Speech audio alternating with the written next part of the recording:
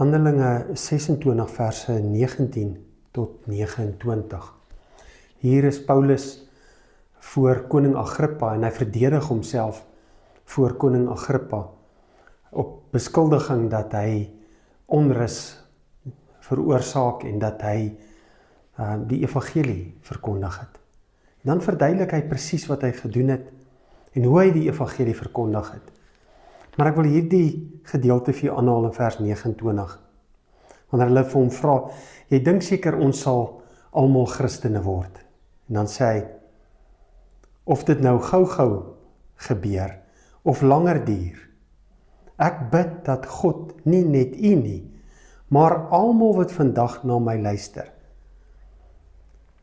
sal word wat ek is, natuurlik sonder die boeie. Paulus is nie skaam om die evangelie te deel nie. En hier in hierdie gedeelte maak hy dit duidelik dat sy gebed is dat God, elkeen met wie hy praat oor Jesus Christus, sal red. So kom ons begin daar.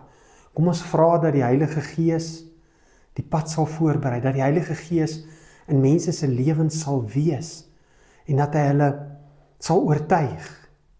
Dat dit God sal wees wat mense oortuig.